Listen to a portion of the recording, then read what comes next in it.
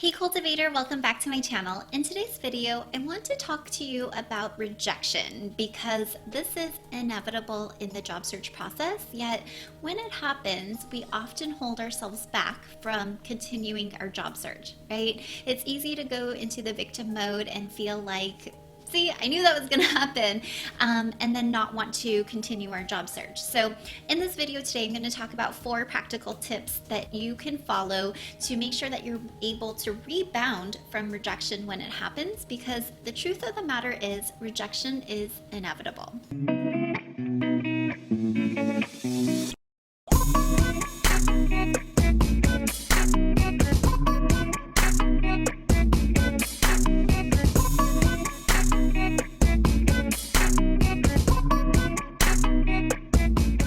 Alright, so let's talk about rejection and why it hurts.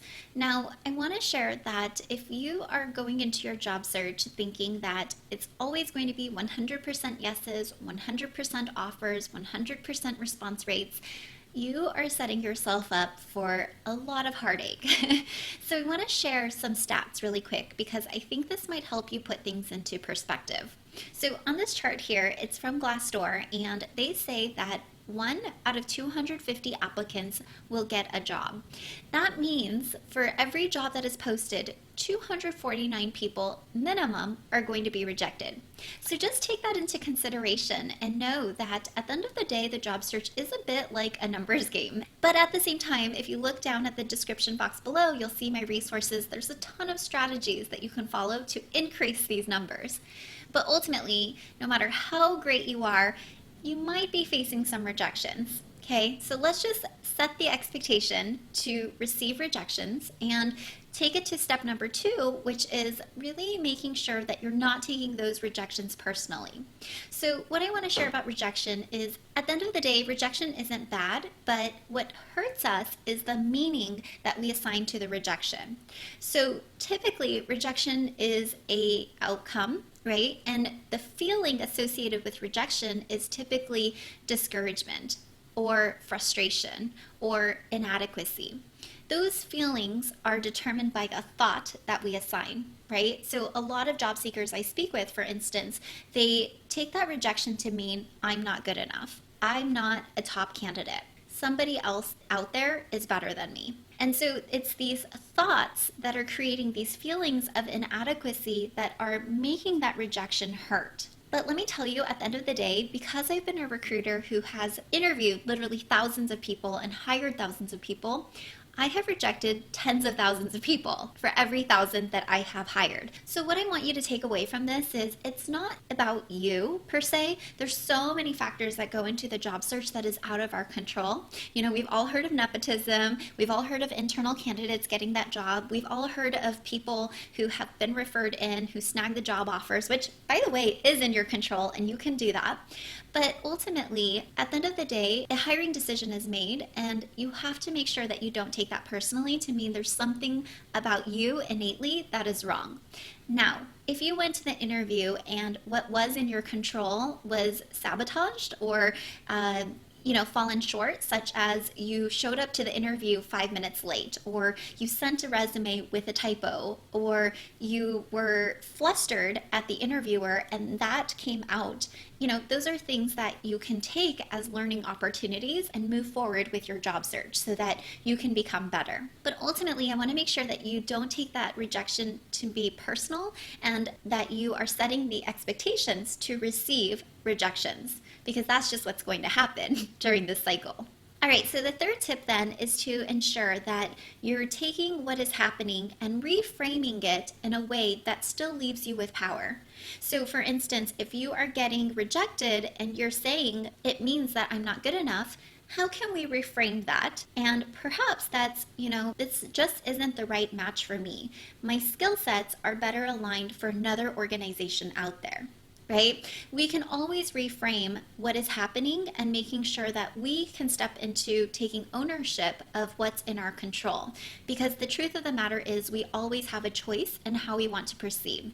It's when we sit there in victim mentality that we continue to go through the cycle of feeling like I'm inadequate, nobody wants to hire me, right? We're always going to find that evidence to support what it is that we're believing. So I really want to make sure that we're also looking at the fourth tip, which is to understand that everything is happening for you versus against you. And this is important because I know in the job search process, it can start to feel really defeating, especially if you've been getting rejection after rejection after rejection, or silence after silence after silence, or reaching out of your comfort zone and not hearing anything positive back, right? That could be really stifling and that could be very discouraging. But I want to just give you this perspective that everything is working for you, not against you. And here's what I mean. So I had a client who had been job searching for a year before she reached out to start working with me. And she was convinced that she was unemployable, right? She was like, see, I told you every time I go into an interview, I get to the final round stages and they go with another candidate. Now, let me share that she had been working with one company for the past 11 years before she was laid off about a year ago. And she was not comfortable with networking. She was not comfortable with interviewing. She didn't have an elevator pitch. She didn't even have a polished resume in place.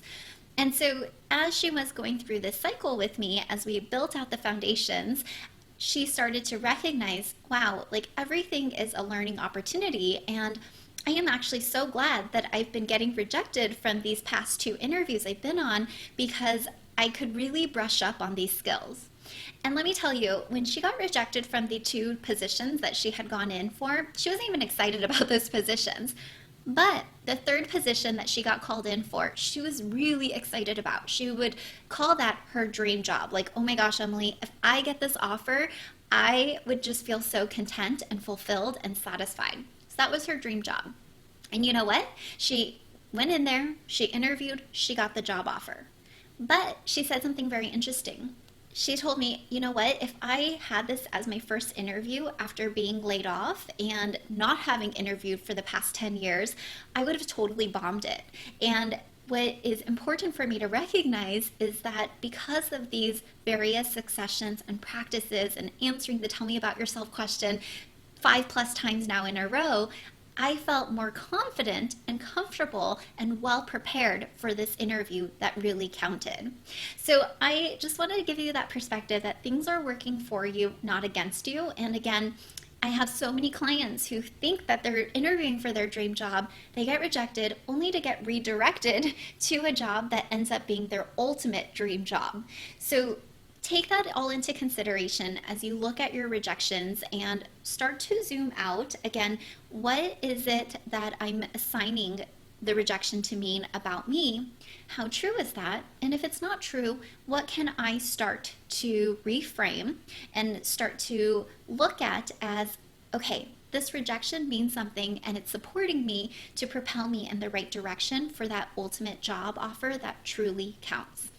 I hope that is helpful and you continue to progress in your job search, because I know all too well what rejection feels like, but I also know that rejection, again, is not a permanent state, it's only temporary. So it's really what we end up doing from that state moving forward and what we want to take from that perceived failure as a lesson. And that's really critical and important. I hope that you continue to cultivate your life and career. Take care.